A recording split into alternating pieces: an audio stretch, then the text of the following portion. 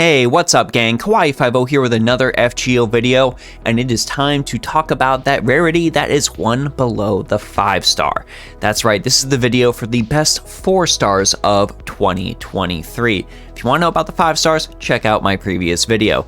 Now, I will admit to all of you up front that this was a little more difficult than the 5-star video to put together. The 5-star video, well, that had some real clear winners right out the gate.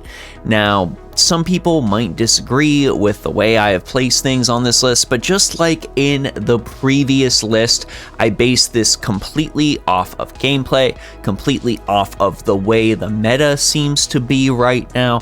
All of that went into effect. I even had to cut my beloved Barghest from the list to make this happen. So you know how dedicated I am to my craft.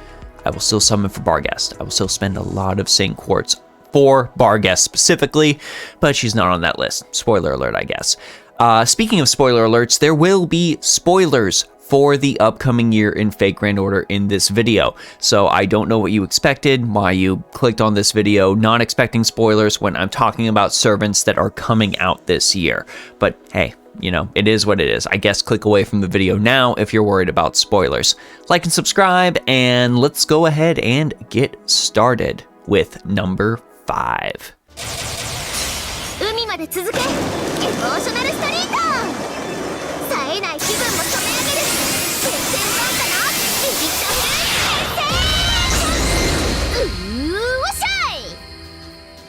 Now, I knew right out the gate, gang, that Summer Say Shonogon had to make this list. I just didn't necessarily know where.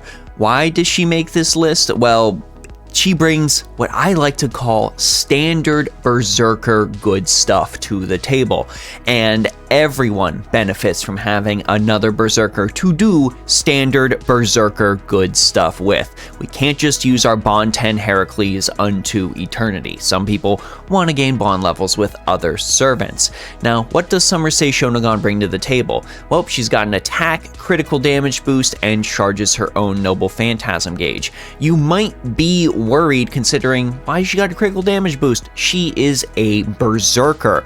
How is she going to get those stars? Well, in addition to being a quick related servant, she also has the ability to increase her own critical star absorption by massive amounts. She is basically, if I wanted to go ahead and compare her to any servant, in this regard, she is a quick type 4-star Mama Raiko. She sort of operates in the same capacity. She also has the ability to generate some critical stars on demand with one of her skills, so that helps her be a Berserker crit servant on top of that.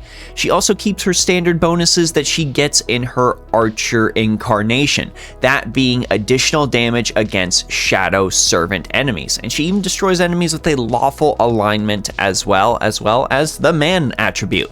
So she's got a lot of different bonuses she can get to her damage in order to completely delete whatever boss you're bringing her along to fight. She is pretty dang good. Like I said, standard Berserker good stuff. But not even standard Berserker good stuff could push her above these other servants on this list. So let's go ahead and talk about number 4. Showtime ね。ほら、もうおしまい。これがあなたの慣れの果て。フェッチ・フェイルノート。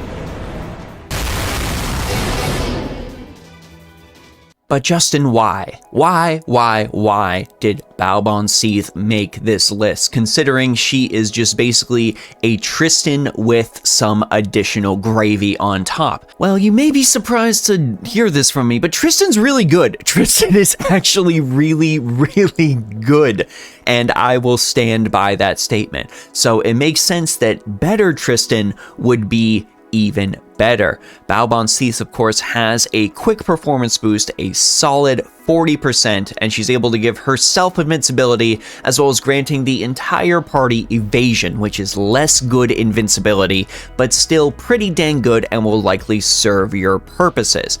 She's got a solid seal that charges her Noble Phantasm gauge, and she's able to eat enemy HP and Noble Phantasm to charge her own gauges. That is fantastic, and that is actually a really good representation of a vampire mechanic on top of that, just to add a little bit of extra flavor to boot. The main comparison people get between her and regular Tristan is, of course, her Noble Phantasm Fetch Fail Not. This is something that targets a single enemy. Of course, it ignores invasion. Of course, it deals a lot of damage, but it also curses, and it grants Evil Curse. And oh, wouldn't you know it, this very Knight Tristan is actually chaotic evil. So if you pair her on a team with Ashia Doman with Moriarty, you are gonna see some dang results, be it from that curse or be it from bonuses to chaotic evil opponents. Fairy Knight Tristan is just honestly a really good archer, and the bonuses she is able to grant to your team as well as the debuffs that she is able to give her enemies more than earned her a place on this list. But we've still got 3 more to go, so who could be better than Fairy Knight Tristan? Well, the next one is actually entirely free. 始めるよ。美味しいごちそう、楽しいパーティー。よし、ハッピーメリークリスマス。That's right, Martha is getting a Santa variant, and she actually comes in as a very powerful supportive caster for your team. She's got an attack boost and a max HP boost charged with a Noble Phantasm charge skill. And that's just one skill. She's got an NP seal on enemies, she's got a defense reduction on enemies, and she can make an ally regain some extra critical stars on demand while buffing up her own Noble Phantasm. Her Noble Phantasm does not deal damage, but Happy Merry Christmas does allow your other party members to deal a lot of solid extra damage. You get a party-wide attack boost, your party deals extra damage to demons, divine, or undead enemies, so you can pair her with your divine slayers, like Skahawk, for example, for even more divine slaying power. She grants critical stars and recovers HP on top of that. You're also definitely going to have this at NP5, just because of the nature of her being a freebie servant. So that is going to have her give you an extra 50% damage to demons, divine, or undead. Pretty dang solid divine supporter, I've got to say, that actually brings enough to the table to be able to be slotted into any comp that isn't specifically targeting those 3 types of enemies. That is actually the only freebie servant that has made the list. And these next 2, well, they are something you gotta roll for, but my gosh, are they 2 highly anticipated servants to boot. Let's look at number 2. 紳士淑女の皆々様、これより一世一代驚愕愕然の大手品ご覧に入れましょう。ラ・セーリケンニュイパンパカパーン大成功。 V So Summer Corday absolutely had to make this list because her primary ability is to just tell your opponent no.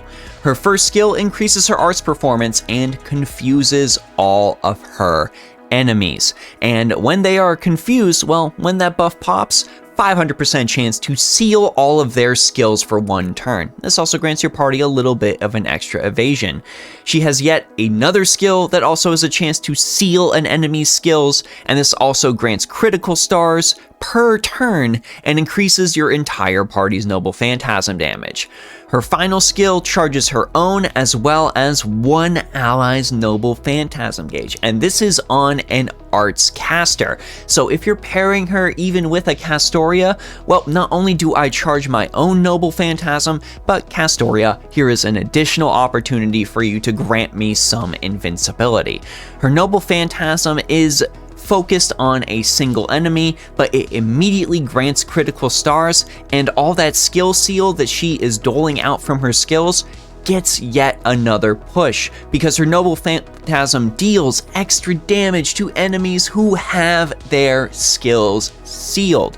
This is absolutely delightful. Charlotte Corday is a much beloved assassin. I've seen quite a few assassin Cordays grailed, and I feel like a lot of Corday fans will be grailing their caster Corday as well, because my gosh, is she one of the better 4-star casters that we have received in this game. Alright, now with a Charlotte Corday that is really dang good in the stats department, who could possibly snag that #1 slot? Well, it was actually a servant I called when they first released the trailers and stuff for Avalon LaFay. And yeah, I called that this guy was getting added to the game, so little tip of the hat to me. 清掃二重高速解除カウントダウンロンギヌスカウントゼロ尊き奇跡をここに That's right, it is Percival. Arts farmers rejoice. We finally have someone to replace Finn McCool if you hate him, like the vast majority of my chat seems to do.